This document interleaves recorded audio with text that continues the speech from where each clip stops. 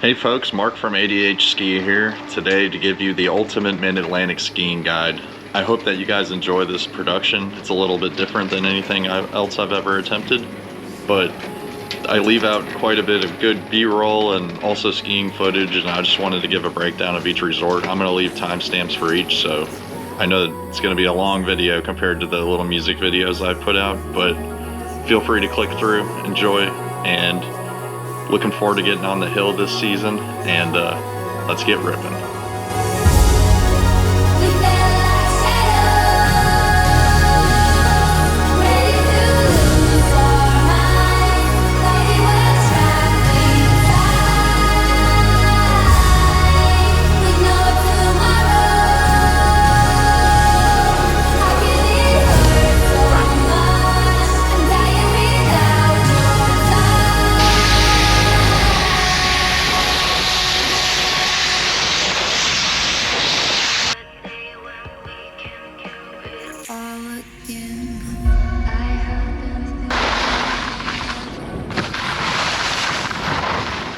First on the list, we've got Bryce Resort there in Basie, Virginia. 500 feet of vertical, 8 total trails.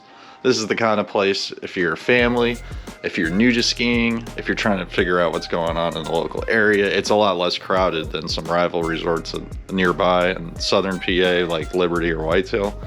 We'll get to them.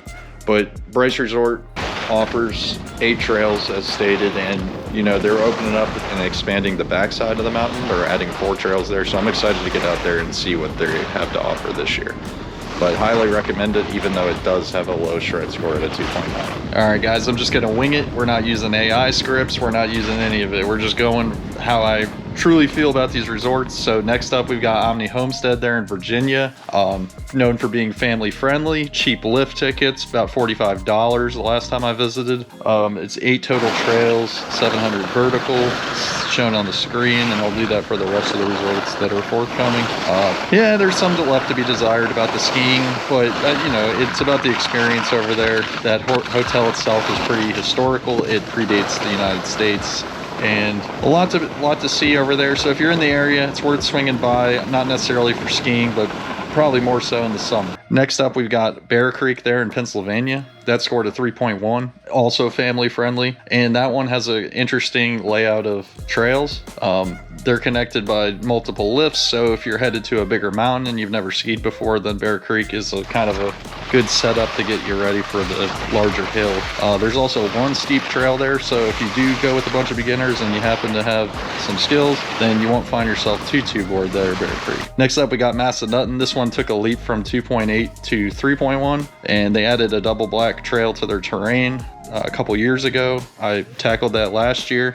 It's pretty steep and very icy over in Massanutten in particular. It's low elevation. The vertical there is like 1,100 feet, but I would say the run out at the bottom adds to that and inflates the number quite a bit. But overall, good spot. I recommend to bring your family there as well. You know, they have a water park, they have all sorts of things. So it's not just skiing over there. 4 Seasons Resort, Massanutten. Next up, the highest mountain that you can ski in the east, Beech Mountain, 3.1. I had a good time here, but you know, I've got to say the views are spectacular, but the skiing's not. There's a lot that is left to be desired at Beech Mountain, and I thought that they were going to take advantage of their pretty steep drive up terrain wise, and that wasn't the case. I didn't find their terrain to be too steep compared to how it looked, but pretty crowded mountain. I honestly would pass this if you were in North Carolina.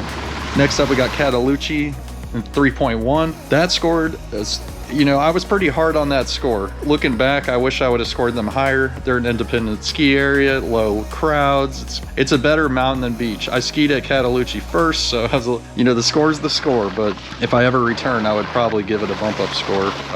It's a nice little ski area. I think it's worth headed there. Big Boulder, next up, 3.1 in PA. That one's more park oriented, so if you're an alpine skier and you're not throwing 540s like I'm not, because I got a full-time job, I'm not going to be going to Big Boulder, right? The runs are short themselves, the regular skiing, and I just recommend passing that up and heading next door, which is next up at Jack Frost, which also scored a 3.1 there in Pennsylvania, and that one's more alpine skiing oriented. It's pretty similar in layout and feel to Liberty, if you've ever been. And the Poconos Mountains, they're pretty nice. It's funny. It's like West Virginia with billboards in the mountains over there in the Poconos. So different feel there in Pennsylvania for sure. But I would say Jack Frost would be the one if you have the Epic Pass. That would be the one to hit over Big Boulder. Next up, Roundtop in PA. I also visited this a couple years ago, and maybe 3 years ago now. I don't know how long I've been doing this, but Roundtop, that place has some steep terrain, and I have never been able to hit it at the right time. So this season, if it snows, I'm just going to Roundtop, only because I've never done their double blacks, and I would like to showcase that mountain more and maybe give it a bump up as well. So next up, Hidden Valley in Pennsylvania, the family-friendly destination there on the Epic Pass in the Laurel Highlands. If you've never skied before or you're with a family, I would suggest choosing here over nearby Seven Springs. It's got a nice little intimate setting. It's not overwhelming.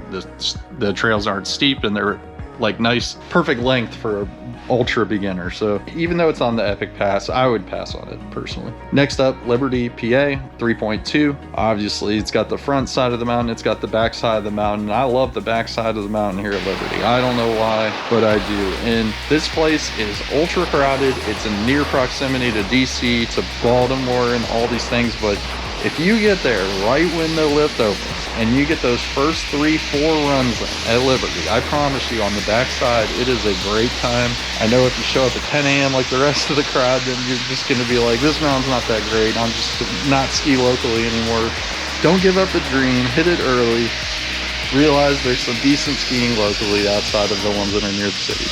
But it being on the Epic Pass is convenient because next up, Whitetail at a 3.3 shred score is part of the Epic Pass as well, and it's a nearby neighbor to Liberty. Whitetail offers a lot more vertical than Liberty. I will say the snow conditions are not as great. The mountain's south facing, and it tends to build up some slush monsters out there at Whitetail. So it's a great spot. You know, it does get overcrowded as well, like Liberty, but you know, weekdays or early morning, it's a good time, and I look forward to trying to hit Whitetail at the right time this season as well. Next up, we got Wisp in Maryland. Maryland's only ski resort. You ski down to the lake. It's an amazing view. The trails are pretty good, and they even have a couple steep ones as well if they're open. And overall, it's a great time. There's bars, there's restaurants. It's fun over there at Deep Creek Lake, Maryland. Not just about the skiing. You know, they've got the Four Seasons boating and all that deal. So I don't do all that, but pretty cool place there in Maryland to visit winter or summer. Next up, same deal, Wintergreen, Virginia, just less the lake, but this is an inverted ski resort. It's a 3.4 shred score. It's got a great view from the top of the Blue Ridge Mountains, and all the condos and all the lodging and the ski parking is all located at the summit. So it's just a good time there. Even if you can't ski, you're gonna get a good view. So I tell people, head to Wintergreen, enjoy yourself. You know, don't take it too seriously, and you'll have a great time there at Wintergreen. Next up, the Blue Knob, which is the ungroomed capital of Pennsylvania. That is a true skier's mountain right there. And you know, and that place will get a bump up the minute I visit on a powder day, I promise you guys, because I've been trying to plan that. I unfortunately have that job during the week that's holding me back. Maybe if I got some more viewers, you know, I'd be able to just ski the mid-Atlantic during the week. That's a dream, but for now, Blue Knob, we're gonna have to wait for a pow day there, and it's super nice. It's dated. It's pretty sure it's independently owned, and it is a true skier's field there. I mean, that is steep. It is cold. AccuWeather has a weather station on the top. It is unbelievable, and I cannot wait to ski some of their best trails. You really have to wait for a ton of natural snow to be able to do that, but I can't wait. Next up, we got Laurel Mountain in PA. That's a 3.5. I gave it a high score because of that steep trail named Lower Wildcat, one of the steepest trails there in Pennsylvania, and it's a freaking hoot to go down. And you know, I swear it is like double fall line right to the lift. You know, it is rare to find that in the mid-Atlantic, so I had a smile on my face lapping Lower Wildcat early in the morning before it turned fairly icy. But if I suggest if you do it, I would say do it first thing. That was just how the conditions were for me. It was a lot better. Next up, we got Blue Mountain in PA, 3.5, which is the skier's highway. Talk about, I've never seen it. You might as well have express lanes, HOV lanes going on at Blue Mountain. It is very crowded. I skied it on a Saturday. I was first there, and I still wasn't even first there. And you all know how early I wake up. So I was shocked to see that. And Blue Mountain, I was like, I will never be back here unless I'm just randomly off on a Wednesday. So Blue Mountain, 3.5, solid. I judge it off the terrain and not necessarily the crowd that day. So I think it's a solid spot. It's just in near proximity to Philly, and it does offer good skiing, so it really draws a crowd. Next up, Seven Springs in PA, 3.6. That's like the all-around mountain. You know, anything you're looking for kind of offers. It's kind of spread out. If you know how to hit it, you can get no crowds at each lift. If you don't, or you're less skilled, you're out of luck, because that mountain, the main lift, is always crowded. But they offer great terrain there at Seven Springs. Always been a good fan. It's just like something about the vibe there when I'm there, though. It's like a flurry panic. People are crazy. They're parking quick. They're on your tail there in PA. So you don't just come with a southern attitude up to Seven Springs, because they're there looking for flurry panic, and they're there to ski. So it's fun. I had a good time meeting a lot of good people up that way. Next up, Sugar Mountain there in North Carolina. That's the king of North Carolina, I'd say.